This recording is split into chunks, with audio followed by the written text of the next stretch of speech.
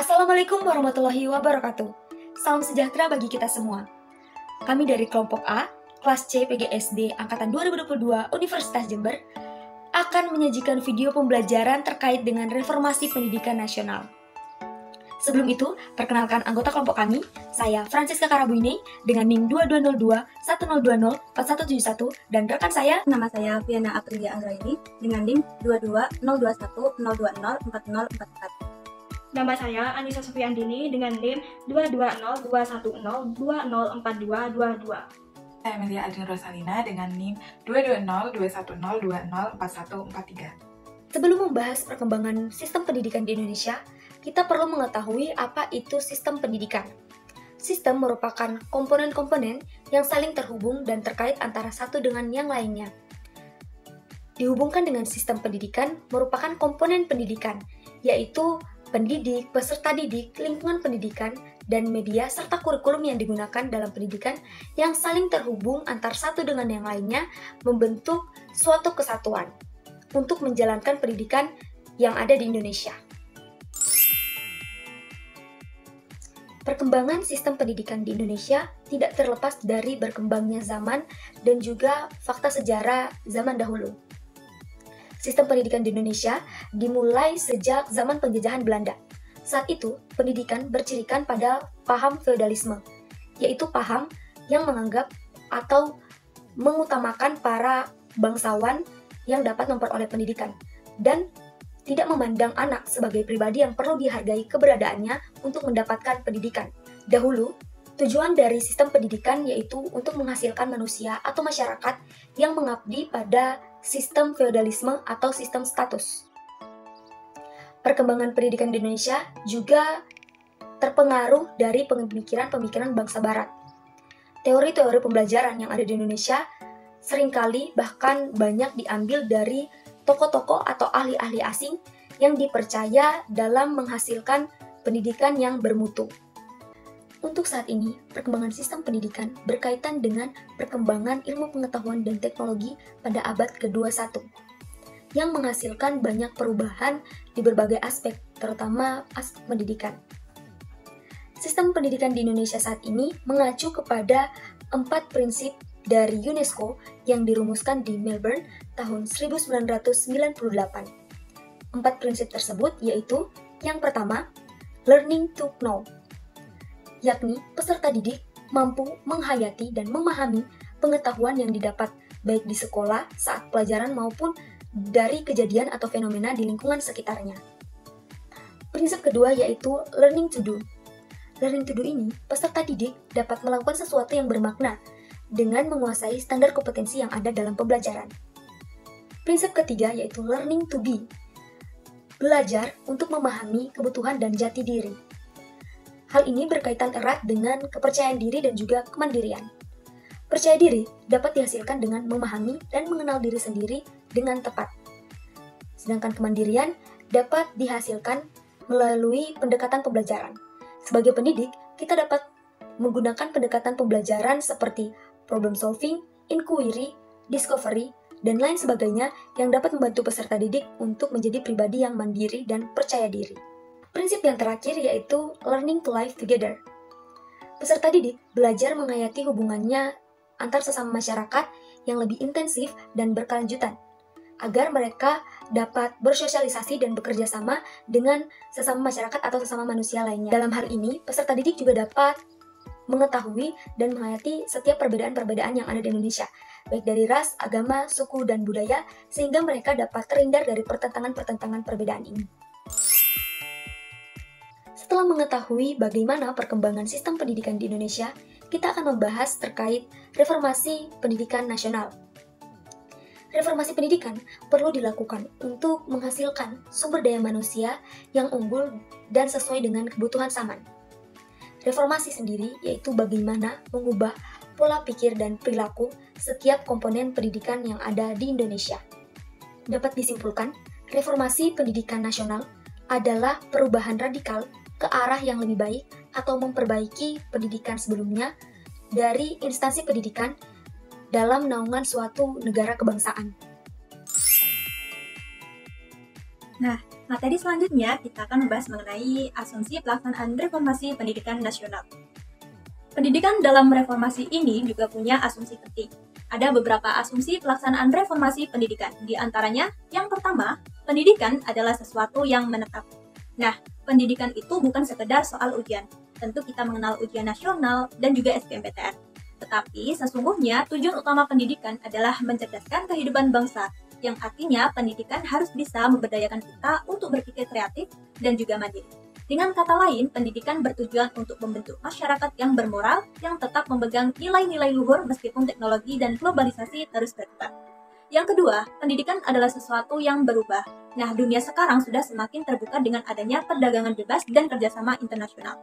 Sistem pendidikan kita harus mampu mencetak generasi yang berkualitas dan siap bersaing di dunia global. Tapi ingat, persaingan yang sehat adalah yang bisa mendorong kita untuk selalu meningkatkan kualitas diri tanpa menjadi egois.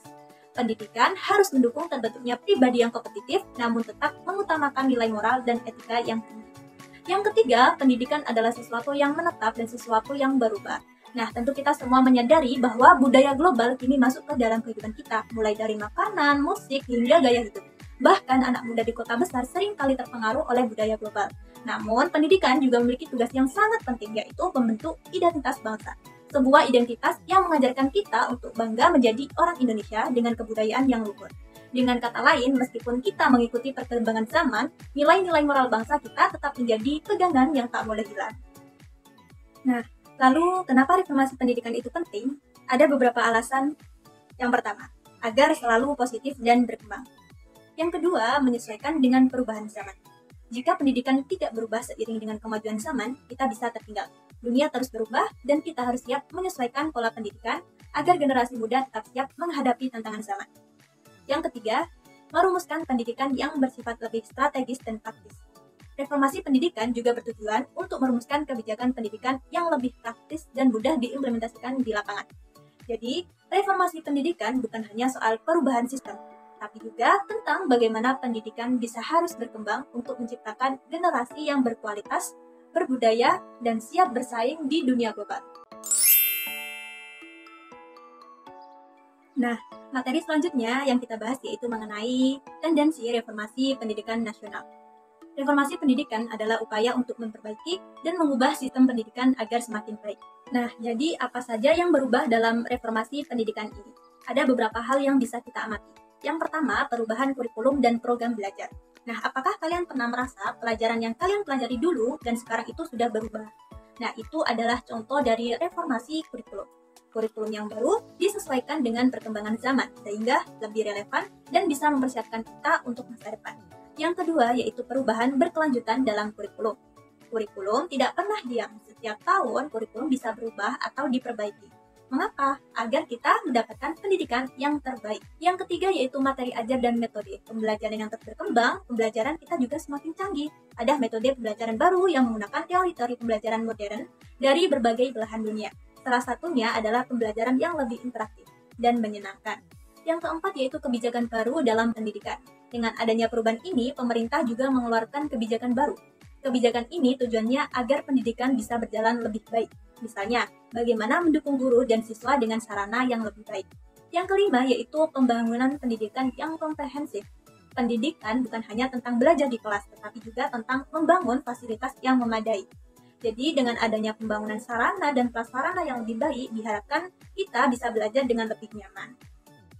Nah, reformasi pendidikan nasional yang dilakukan dapat dilihat dari isi jangkauannya, yaitu yang pertama, perubahan total, yaitu merombak pendidikan nasional sampai ke akar-akarnya dan menggantinya dengan sesuatu yang baru. Contohnya adalah transformasi pendidikan Indonesia dari sistem kolonial menjadi sistem pendidikan nasional setelah kemerdekaan. Yang kedua yaitu perubahan menyeluruh, yaitu merombak hal-hal penting yang terdapat pada setiap komponen pendidikan nasional itu. Misalnya, implementasi kurikulum merdeka yang membawa perubahan besar pada cara mengajar dan belajar, tetapi tetap mengacu pada sistem pendidikan nasional. Yang ketiga yaitu perubahan berbagai komponen pendidikan, yaitu merombak hal-hal yang dipandang penting pada berbagai komponen pendidikan nasional.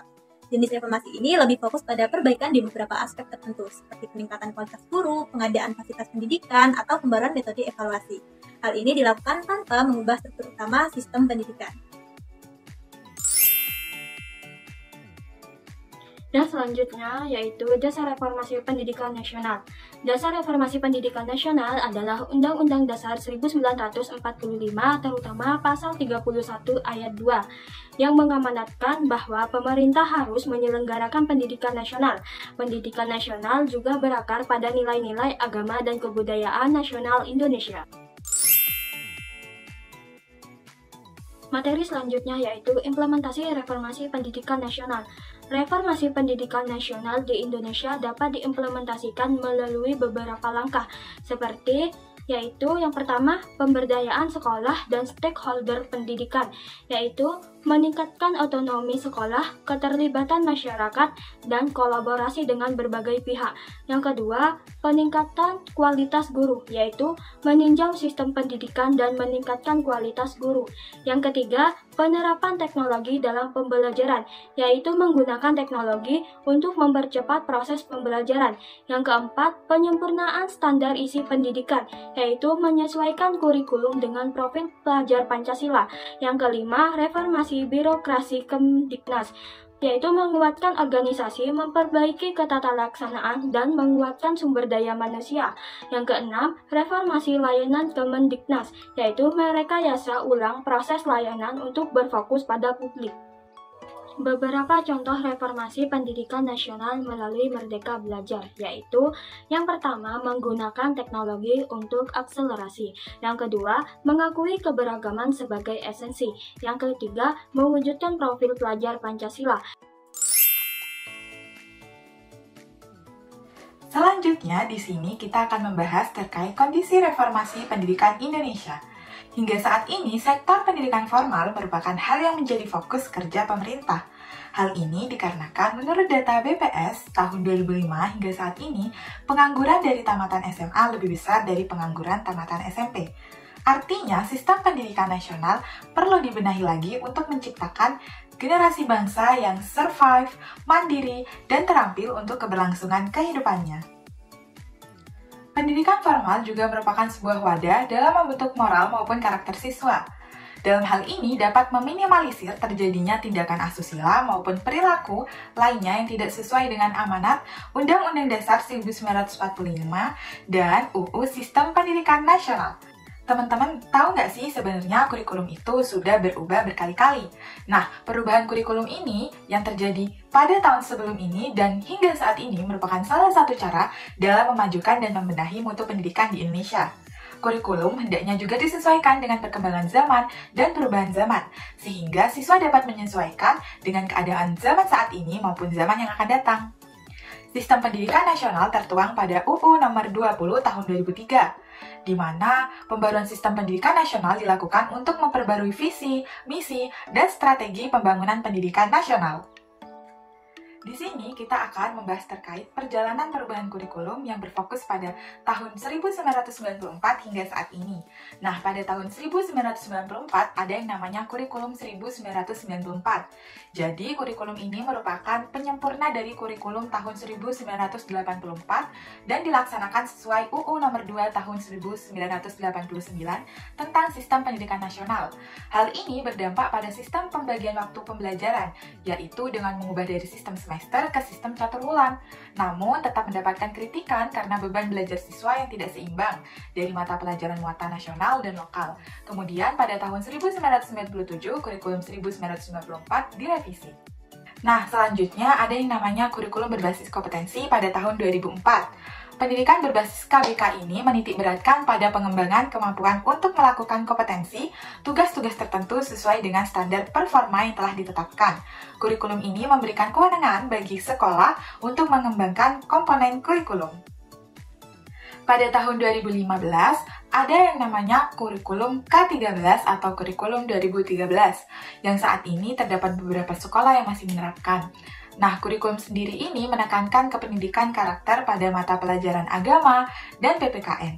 Adapun ciri khusus dari K13 adalah penilaian berbasis pendidikan karakter, berbasis tematik, dan peran guru sebagai fasilitator. Lalu yang terakhir yang saat ini kita gunakan yaitu kurikulum Merdeka atau KURMAR yang dicetus pada tahun 2022. Kurikulum Merdeka ini merupakan kurikulum yang jauh lebih ringkas, sederhana dan lebih fleksibel untuk mendukung learning loss recovery akibat pandemi COVID-19.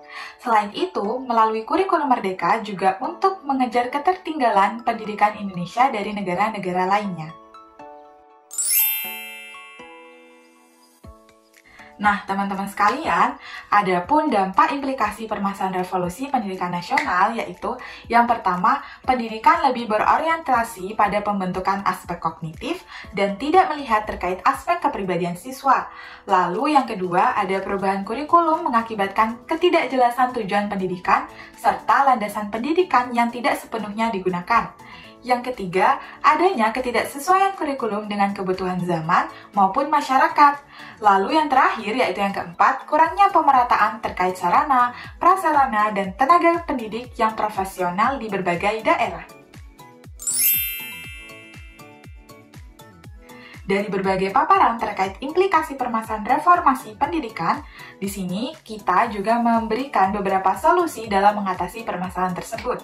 Antara lain, yang pertama, perlu adanya diferensiasi untuk pengelolaan pendidikan sebelum menuju desentralisasi sistem pendidikan. Lalu yang kedua, adanya peningkatan jasa maupun layanan lainnya guna untuk meningkatkan pemerataan dan kesempatan pendidikan di berbagai daerah. Yang ketiga, perlu adanya in-service training untuk meningkatkan kompetensi tenaga pendidik dan kependidikan. Berbagai solusi yang diberikan ini diharapkan dapat membantu menyelesaikan maupun memperbaiki terkait permasalahan reformasi pendidikan nasional. Dalam memajukan mutu pendidikan Indonesia, kita sebagai tenaga kependidikan maupun tenaga pendidik, kita perlu menerapkan prinsip action, adaptif, cekatan, tekun, inovatif, optimis, dan nyata. Terima kasih telah menyaksikan video pembelajaran ini. Semoga bermanfaat.